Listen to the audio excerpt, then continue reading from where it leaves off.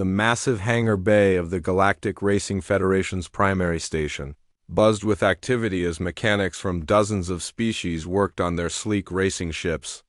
Crystalline Zephyrions with their 6 arms moved like dancers around their ships, while the hulking Corvan engineers used their natural strength to lift massive engine components.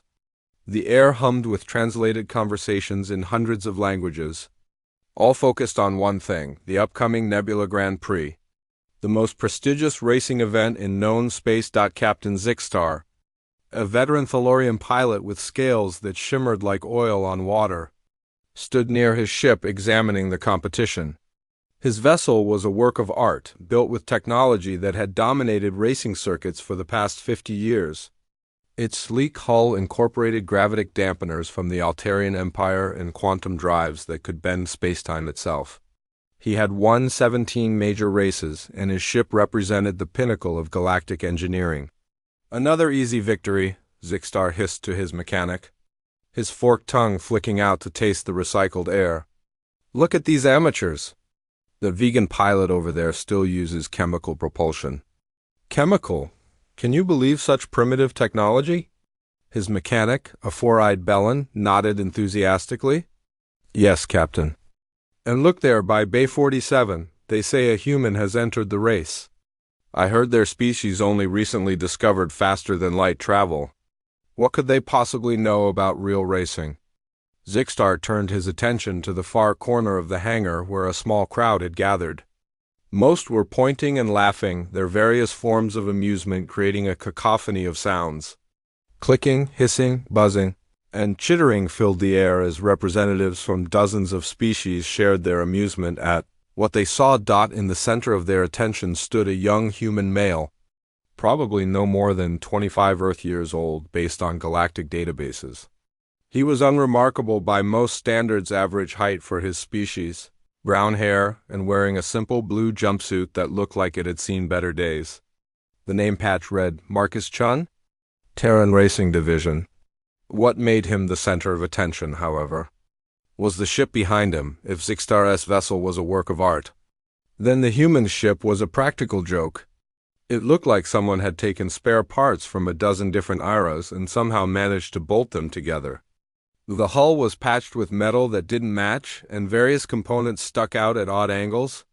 Most shocking of all, the engine bay housed what appeared to be an ancient fusion reactor, the kind that most species had abandoned centuries ago as inefficient and unreliable.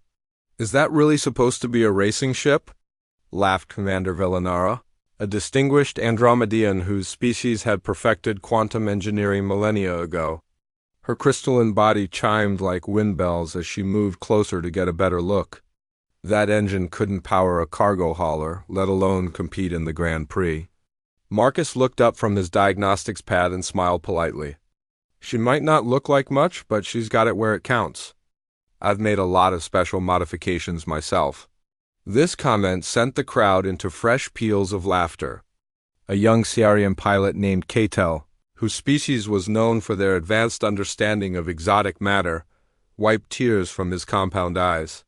"Special modifications? Like what, adding more rust?" "The registration says this human qualified for the race," announced Zixtar, reading from his datapad with obvious disbelief. "But there must be some mistake. How could such a primitive craft possibly meet the minimum speed requirements?" Marcus continued working on his ship, apparently unfazed by the mockery surrounding him. "I ran the qualifying lap yesterday. Posted a time of 47 minutes, 32 seconds for the standard circuit." The crowd fell silent for a moment. The qualifying time was indeed sufficient barely, but it was also the slowest qualifying time in Grand Prix history. Most of the other racers had posted times in the low 30s, with Zixtar holding the qualification record at 31 minutes flat. 47 minutes, scoffed an elderly Cantran pilot whose ship incorporated living biotechnology that could adapt during flight. "My grandmother could pilot faster than that, and she's been dead for 2 centuries. Marcus finally stood up from his diagnostics and faced the crowd. His expression remained calm and friendly, showing no sign of anger or embarrassment. Look, I know my ship doesn't look like much compared to yours. And you're probably right that I'm outclassed here, but I've been dreaming of racing in the Grand Prix since I was a kid. Earth saved up for 5 years just to get me here, and I'm going to give it everything I've got. Something in his tone caused a few of the aliens to shift uncomfortably, but most continued to view him as nothing more than an amusing diversion. Human, Zixtar said, his voice carrying the authority of his numerous victories. Perhaps you should consider withdrawing from the race. This competition is dangerous even for experienced pilots with proper equipment. That antique of yours could suffer catastrophic failure during the high-stress maneuvers required in nebula racing. Marcus shook his head. Thanks for the concern, but I'll take my chances. Besides, the Federation officials already cleared my ship for competition. Everything meets minimum safety standards. Minimum being the key word, muttered Catel. I'm genuinely curious now. How does that ancient fusion reactor of yours even achieve sufficient thrust for racing speeds? Our quantum drives manipulate spacetime itself to achieve velocity. Andromedan ships use crystallized dark energy. Thalorian vessels employ gravitational manipulation. What could humans possibly have developed that we haven't? Marcus smiled and patted the side of his ship affectionately. Let's just say humans have always been good at finding creative solutions to problems. We might not have the fanciest technology, but we know how to make things work. The crowd began to disperse as pilots returned to their own preparations. But the conversations continued to center around the human and his impossible ship. Betting pools immediately formed among the support crews, with odds running heavily against Marcus finishing the race at all, let alone placing competitively. Zixtar remained behind after most of the others had left. Something about the human's confidence intrigued him. Tell me, Marcus Chen of Earth, what experience do you have with nebula racing? The quantum storms alone require split-second timing to navigate safely. Marcus was back under his ship, making adjustments to something deep in the engine bay. Well, I've been racing for about 8 years now. Started with atmospheric racing on Earth, then moved up to orbital circuits, and finally interplanetary racing in our solar system. This is my first time outside human space, though. 8 years, Zixtar repeated. I've been racing for over 40 years. This ship has been refined through decades of technological advancement and countless races. My reaction time has been cybernetically enhanced, and my ship's computer can calculate navigation solutions faster than most species can think. That's impressive, Marcus called from under his ship. I bet you've seen some amazing things out there. The lack of intimidation in the human's voice puzzled Zixtar. Every other pilot showed him the proper respect due to his reputation. This human spoke to him like they were equals, despite the obvious differences in their experience and equipment. I have indeed. I've raced through the Magellan storms, navigated the quantum reef of Andromeda, and won the Galactic Championship 3 times. What could someone with your limited experience possibly hope to achieve here? Marcus slid out from under his ship, his face smudged with grease but still wearing that same confident smile. Hope to learn something new, mostly. Every race teaches you something, whether you win or lose. And who knows? Maybe I'll surprise a few people. As the hangar lights dimmed for the station's night cycle, Zixtar found himself genuinely curious about what would happen during the race. The human's ship was clearly inferior to every other vessel in the competition. His experience was minimal compared to the other pilots. By all logical analysis, he should finish dead last if he managed to finish at all. Yet something in Marcus Jones' demeanor suggested he knew something the rest of them didn't. The way he talked about his ship, the confidence in his voice despite being surrounded by superior technology and experienced opponents, it reminded Zixtar of something he'd almost forgotten after years of victories. It reminded him of why he'd started racing in the first place. The next morning brought race day, and the hangar bay transformed into organized chaos as crews performed final preparations. Marcus worked alone on his ship while other pilots supervised teams of specialists. The contrast was stark where other ships gleamed with polished perfection. His vessel looked like it barely held together. Ladies, gentlemen, and entities of all classifications, announced the station's PIA system in the melodic tones of an AI translator. Pilots, please report to the briefing room for race instructions and final safety checks. The briefing room filled with the galaxy's most skilled pilots, their various forms creating a diverse tapestry of galactic evolution. Marcus took a seat in the back, still drawing stares and whispered comments from his competitors. Race Director Quentel, a massive Bavarian whose species had organized galactic sporting events for centuries, addressed the assembly. The starting line formed up in the vacuum just outside the station, 12 racing ships positioned in a perfect grid based on their qualifying times. Marcus found himself in the back row, which suited him fine. From here, he could observe how the other pilots handled their ships during the critical opening moments. "Racers, prepare for countdown," announced Race Control. "The course begins at Marker 1 and proceeds through the designated waypoints in the Crimson Nebula. Remember, the nebula contains active quantum storms and gravitational anomalies. Sensor navigation may be unreliable in high-energy zones." Marcus flexed his fingers on the control yokes and glanced at his instrument panel.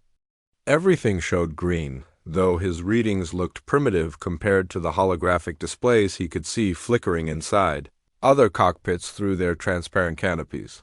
His ship's computer wasn't capable of the complex calculations that modern racing ships performed automatically, but it didn't need to be. Marcus had spent years training his mind to make the same calculations instinctively. 10 seconds to race start, Control announced. 5, 4, 3, 2, 1. Begin. The other ships leaped forward like predators released from cages. Zixtar's vessel simply disappeared in a distortion of bent space as his gravitational drive pulled him forward at tremendous acceleration. Katel's quantum ship seemed to exist in multiple places simultaneously before resolving into a silver streak, heading into the nebula. The Andromedian's crystalline vessel sang through the void with musical precision, while the Cantron's bioship rippled and flowed like a living thing. Marcus engaged his fusion drive. What happened next defied every expectation the galaxy's racing experts had formed about human technology. Instead of the modest acceleration they anticipated from an ancient propulsion system, Marcus's ship launched forward with violent, brutal force. The fusion reactor didn't just provide thrust, it unleashed it like a controlled explosion, hurling his ship toward the nebula at a rate that made several other pilots glance back in shock. "What in the seven hells was that?" transmitted Catel over the general communication channel. "Did anyone else see the human's acceleration curve?" Marcus was already pulling into fourth place by the time they entered the nebula's outer layers. The first challenge appeared immediately, a dense field of ionized particles that played havoc with most sensor systems.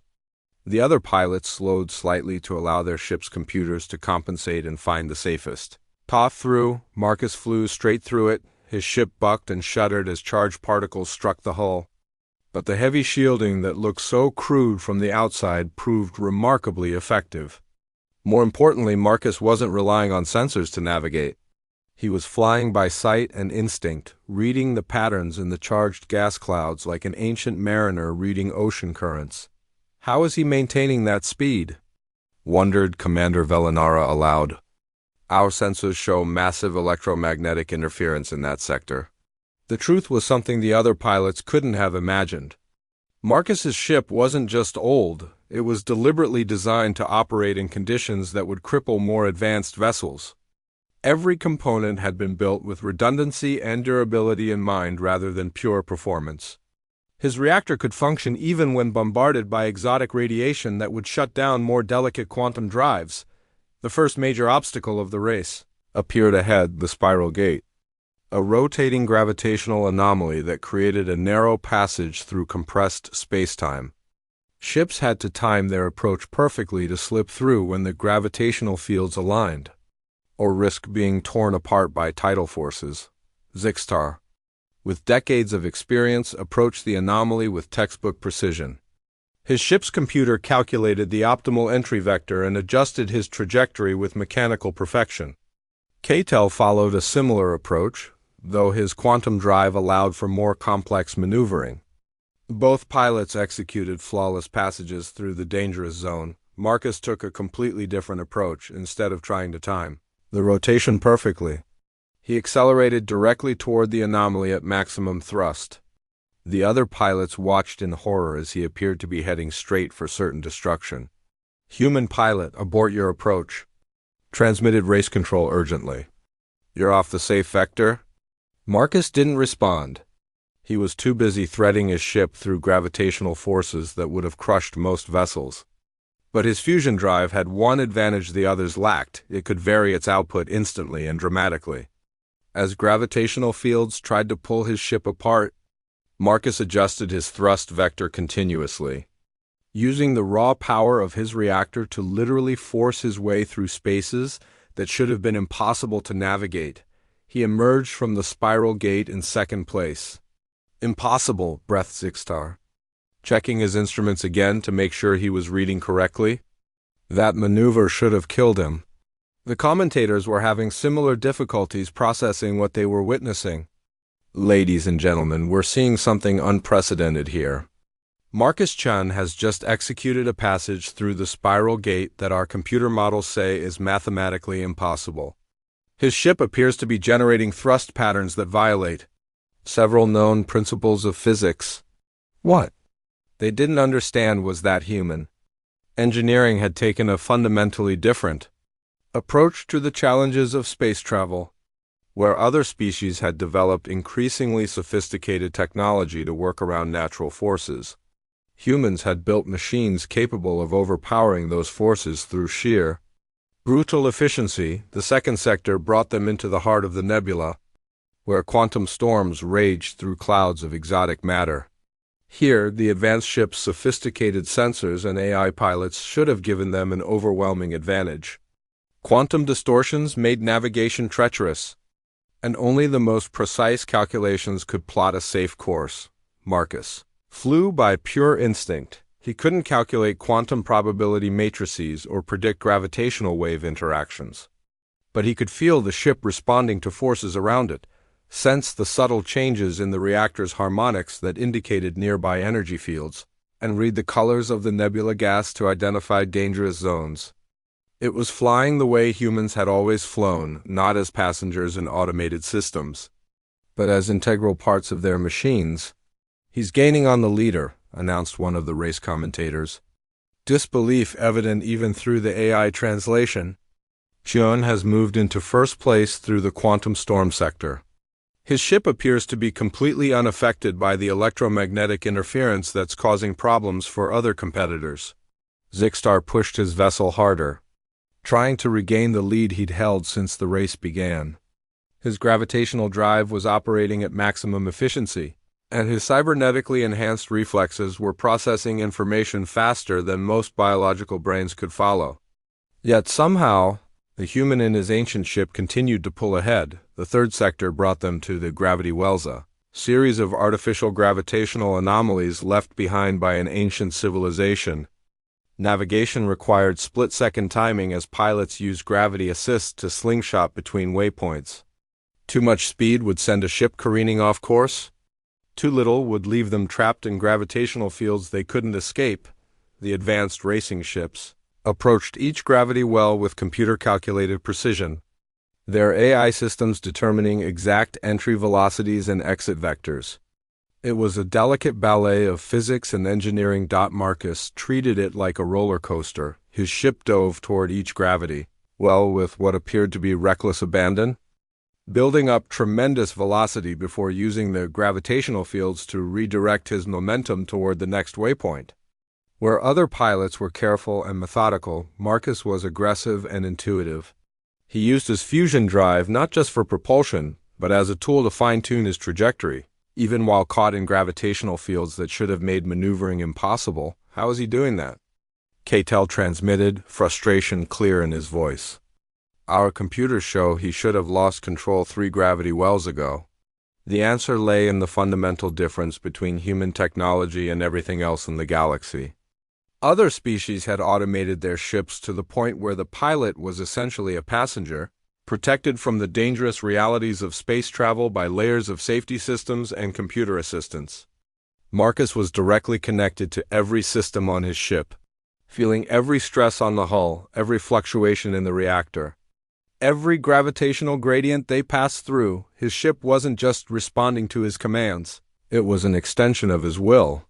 Sector 4 approaching, announced race control.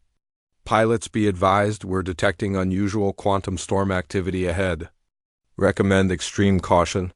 The storm that awaited them was unlike anything in recent racing history. Massive electrical discharges arced between clouds of charged particles, creating an electromagnetic maze that shifted and changed from moment to moment.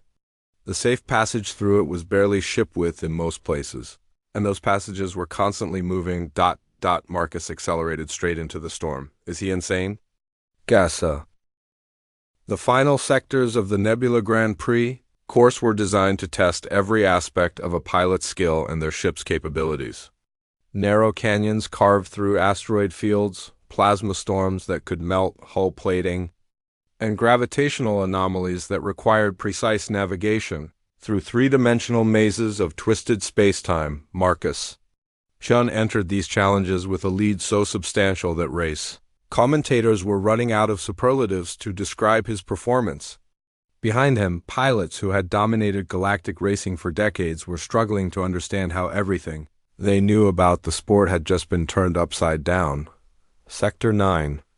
The Needle's Eye, announced race control. This passage requires ships to navigate through a series of compressed space-time corridors. The margins for error are measured in centimeters. The Needle's Eye was perhaps the most technically demanding section of any racing course in the galaxy. Ships had to thread through gravitational compressions that created tunnels barely wider than their hulls, while maintaining enough velocity to avoid being crushed by the intense tidal forces. Most pilots relied heavily on computer assistance to navigate it safely. Zixtar approached the challenge with the caution earned through 40 years of racing experience. His ship's AI calculated the optimal path through the gravitational maze, adjusting his trajectory thousands of times per second to account for the constantly shifting forces. Even with all this technological assistance, he could only maintain about 60% of his maximum velocity. Catel followed a similar approach, though his quantum drive allowed for more complex maneuvering. The young Sarian pilot had trained for years to master this section of the course, practicing in simulators until he could navigate it blindfolded. Marcus approached the Needle's Eye at full throttle. He's not slowing down, gasped Commander Velinara over the communication channel. Those gravitational gradients will tear his ship apart. But Marcus had spent 8 years learning to feel gravitational forces through his ship's hull and structure. Where other pilots needed computer calculations to detect the invisible boundaries of safe passage, Marcus could sense them directly through the subtle vibrations in his vessel's frame and the harmonics of his fusion reactor. He flew through the Needle's Eye like it was open space, threading gravitational corridors with impossible precision, while maintaining velocity that should have made such navigation impossible. His ship's crude-looking hull flexed and groaned under the tremendous stresses, but held together through the kind of over-engineering that other species had abandoned in favor of more elegant solutions. "Unprecedented!" shouted one of the race commentators. "Chung has not only maintained his velocity through the Needle's Eye, he's actually gained speed. Our measurements show he's using the gravitational compressions to accelerate his ship beyond its normal maximum thrust." The technique Marcus was employing was something no other pilot had even attempted. Instead of fighting the gravitational forces trying to crush his ship, he was using them as focusing elements for his fusion drive's exhaust, creating a ramjet effect that multiplied his thrust output. It was incredibly dangerous. A miscalculation of even a few degrees would either destroy his engine or tear his ship apart, but it was also incredibly effective. Computer. Zixtar demanded of his ship's AI, "Can we replicate the human's technique?" Negative. Attempt would result in 97% probability of ship destruction. Human vessel appears to be specifically designed for such extreme stress loads. That was when Zixtar began to understand the true genius of human engineering. What had looked like crude, primitive technology was actually the result of a completely different design philosophy. Where other species built ships to be as efficient and elegant as possible, humans built them to be indestructible. Every component on Marcus's ship was over-engineered by galactic standards. His fusion reactor could produce twice its rated output without exploding. His hull plating was 3 times thicker than necessary for normal space travel. His life support systems had enough redundancy to keep him alive even if 2/3 of them failed simultaneously. It wasn't primitive technology, it was technology designed by a species that had learned to survive in one of the most hostile environments in the galaxy, their own planet's surface. Sector 10. The Fire Gardens, Race Control announced. Pilots be advised, plasma storm intensity is higher than predicted. Multiple ships have already been forced to reduce speed to avoid hull damage. The Fire Gardens were exactly what their name suggested, vast clouds of superheated plasma that painted the nebula in brilliant shades of orange and gold. The plasma was hot enough to vaporize most materials, and the electromagnetic radiation it produced could overload delicate electronic systems. Ships normally navigated around the worst concentrations. Following carefully plotted courses through the cooler regions, Marcus flew straight through the hottest part of the storm. His ship's hull, which had looked so patched and crude in the hangar bay, proved to have been designed specifically for this kind of punishment. The mismatched metal plates weren't random repairs, they were ablative armor sections, each one designed to absorb and dissipate different types of energy. As plasma washed over his vessel, the outer layers literally evaporated, carrying away heat that would have destroyed more sophisticated ships. How was his ship surviving that plasma concentration? K-Tel transmitted in disbelief. Our sensors show temperatures that would melt quantum-locked hull materials. The answer was deceptively simple. Marcus's ship didn't use quantum-locked materials or exotic composites that failed catastrophically when their operating limits were exceeded. Every component was built from materials that degraded gracefully under extreme stress, allowing the ship to suffer damage while continuing to function. His fusion reactor's magnetic containment field actually helped protect him from the plasma storm, deflecting charged particles away from critical systems. The reactor itself was designed to operate in the heart of a star. The plasma surrounding him now was barely warm by comparison. Unbelievable, breathed Commander Velinara. He's actually gaining time while flying through conditions that would force us to shut down our engines entirely. Marcus emerged from the Fire Gardens with his ship's hull glowing cherry red from absorbed heat, but still accelerating. Behind him, the galaxy's most advanced racing ships were forced to take longer, safer routes that added precious seconds to their times. Sector 11, the Quantum Reef, announced Race Control. This is the final major obstacle before the home stretch. Ships must navigate through quantum crystalline formations that can phase shift without warning. The Quantum Reef was perhaps the most alien environment in known space, a three-dimensional maze of crystalline structures that existed in multiple quantum states simultaneously. The crystals would suddenly shift from ethereal, ghostly forms that ships could pass through, to solid barriers that would destroy any vessel unlucky enough to be caught in the transition. Navigation required either tremendous luck or computer systems capable of calculating quantum probability matrices in real time. Most pilots relied on their ship's AI to predict when crystal formations would shift, allowing them to time their approach for safe passage. Marcus had neither luck nor quantum computers. What he had was something the galaxy's races had forgotten centuries ago: the human ability to recognize patterns and make intuitive leaps that no computer could replicate. As he approached the reef, Marcus began to see the rhythm in the quantum shifts. The crystals didn't change randomly, they followed patterns based on quantum resonance, frequencies that his fusion reactor was generating. By adjusting his engine's output in subtle ways, he could actually influence when the crystals would shift. Impossible, gasped the race commentator.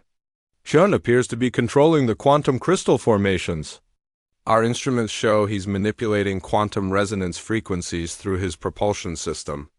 Other pilots watched in amazement as Marcus seemed to dance through the reef, the crystals shifting to solid or ethereal states at exactly the right moments to allow his passage. What looked like impossible luck was actually the result of intuitive understanding combined with technology that could adapt in real time. "Computer, how is he doing that?" Zixtar demanded. "Unknown. Human fusion technology appears to be generating quantum resonance patterns not found in our databases. The pilot may be unconsciously synchronizing his engine harmonics with the crystal matrix." Zixtar felt a chill run down his spine as he realized what that meant. The human wasn't just flying his ship, he was thinking with it. Somehow, Marcus had developed such a deep connection with his vessel that he could unconsciously control its output to influence quantum phenomena around him. It was a level of pilot-machine integration that the galaxy's most advanced cybernetic enhancement programs had never achieved. "Final sector," announced Race Control. "The home stretch to the finish line. Pilots, give us your best." The last section of the course was deceptively simple, a straight run through relatively empty space back toward the station. No obstacles, no gravitational anomalies, no plasma storms. Just pure speed over a distance of several thousand kilometers. This should have been where the advanced ship's superior technology finally gave them the advantage they needed to catch up quantum